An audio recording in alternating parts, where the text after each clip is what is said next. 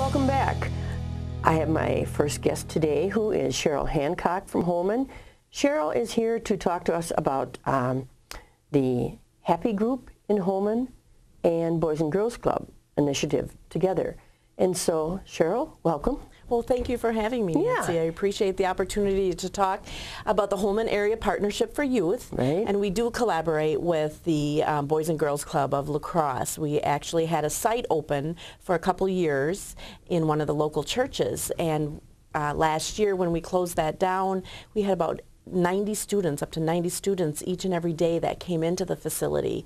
And, you know, statistics show that after school, those hours between 3 o'clock and 6 o'clock are real times for kids to get into trouble. Oh, yeah. And so in Holmen, it's a need that's there. We really assessed that and looked at that. There's not a lot for students, young people to do during that time.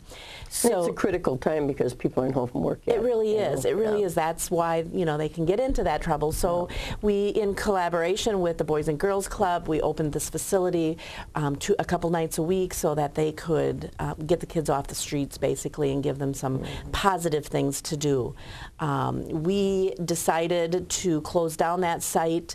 We really had outgrown it, and it wasn't safe to have that many kids in that one facility, and to be able to have the adults there to supervise. It just wasn't cohesive for that any longer. It was a great, great facility for us to begin, but we feel like we've established the need for that kind of activity, and in January, the first week in January, we're going to open to a bigger site, and we're very excited about that. Well, good.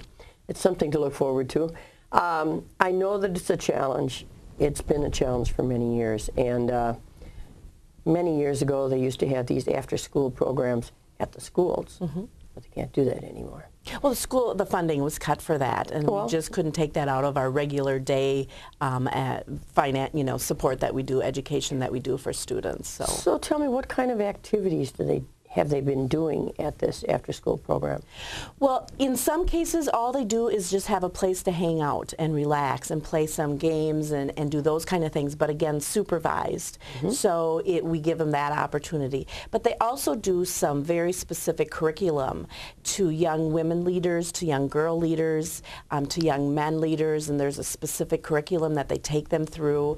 And it's not like a classroom kind of based curriculum, but it's activity based, and so they take the young people through those activities, and hopefully then they will learn and grow through those. And it's very specific to manners and being a proactive young woman and what that means. And in the same, it's a young man and what are the values that we want our young men in our community to have. And so they work with those kind of things and lessons. But then they do other things like field trips. They've gone on many field trips to a variety of places. They do have the opportunity to go down to Viterbo University, to the Boys and Girls Club there once in a while, to a larger site so that they can participate in those activities. And then they also have a Young Leaders program so that the students who are coming to the Boys and Girls Club program are actually learning to be leaders of the group, and in that then there's a learning process there, and so we hope to instill some of those values of being a good leader in your community and valuing your community and what that means. Well, you know, I think it's not a secret. It certainly isn't a secret in the community, but I don't think very many people knew or still know exactly what the program was, what you were trying to achieve by having a place for these kids to go.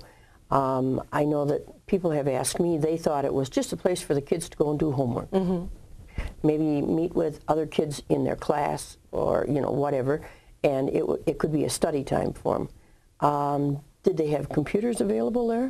There were computers available that we worked with the church, and actually we provided some laptop computers and some other kind of computers. Donations from people in the community of computers, of course, helped us provide those. So they did have access to those, and again, those were supervised. It was very supervised. And sometimes they do movie nights, and again, you know, it had to be the right level, general, you know, movie viewing kind of thing. So it really was a positive place for kids. And you had people from the Boys and Girls Club, young people that were leading this group. Exactly. Yes, that was one of the things with the Boys and Girls Club, because they train their staff to go and to be able to identify concerns, things, comments that students may be making that should be of concern, and knowing how to deal with those kind of situations. So they really teach their staff and work with them to help develop the young people in a positive way. And so they then came to Holmen on those 2 nights that we were open, and then, and they were working at other Boys and Girls Clubs in the area as well. And so the plan is now that you're going to open a new facility in January? It is, and we want to make that more of a permanent site for us, to have a site that we know out into the future that we'll be able to have a place to go. And the kids, it's fun to watch them on Facebook, because they're really excited about having a new place, but they really want us to be open because they are missing the current site right now. And we looked at things like the Village, the Parks and Recs program that the Village has really was meeting a need. And so we didn't look at a site that maybe had some of those athletic things, because you really are meeting those needs. I think that was part of conversations that I was included in that were, well, they need a gym. They got to have a gym. Well, that pretty well eliminated a lot of places that might have been available. It does, and that actually may be something we look at in the future, but for right now, that's not something that is a high priority on the list. We just really want to have a place for them to go. And, it's understandable if kids are spending 6 to 8 hours a day at school. They don't want that. That's not where they want to be after hours. They want to go to a different place, and so we're hoping to give them a place for, again, for entertainment, but also for learning positive, experiences, and having those positive experiences and learning some of those positive attributes. Well, there'd been some rumors. You know how rumors are. Oh yes. There'd been some rumors around town that the plan was that when the Village builds a new library, that part of that building would be dedicated to the Boys and Girls Club. That has not totally come off of the table, but it also, it isn't a major part at this point. Please understand that we in the Village administration have not done any architectural designs yet. We're going to start on that process in January. Hopefully by summer we'll have some visuals to look at for people. I don't even know how big the community rooms are going to be in the basement. So it's really hard for me to say to you, absolutely that won't happen. Yeah.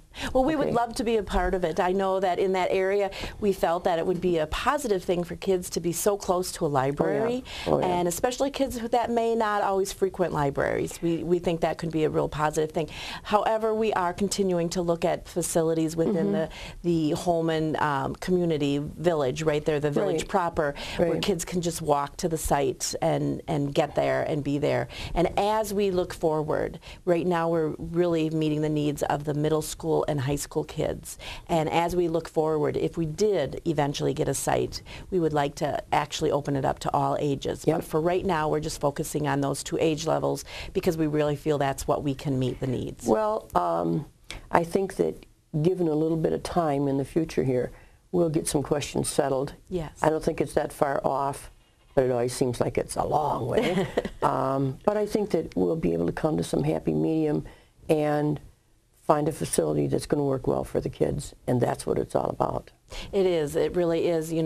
Lori Kessler at the school has really been leading this program and initiative, and as a member of the school board, I see the impact, and we've seen some numbers, some real statistics that have shown that some of the choices that students are making are more positive, and we really feel that we hope we've been a small part of that, and not only the Boys and Girls Club, the HAPY group, but also the school district, and I think the village, again, as we know we're responsible for helping young people make positive choices in the future, and to give them those opportunities to learn to do that. And Cheryl, I think this has been very helpful today for our residents to be able to hear some of the comments about the planning and what's been happening before and what the plan is for the future. I look forward to having someone from your group back here after the first of the year, when you have opened your new facility, and also when we start to get more information about our library. Oh, we'd love to come back. Well, thank you very much for being here today. Thank you, Nancy.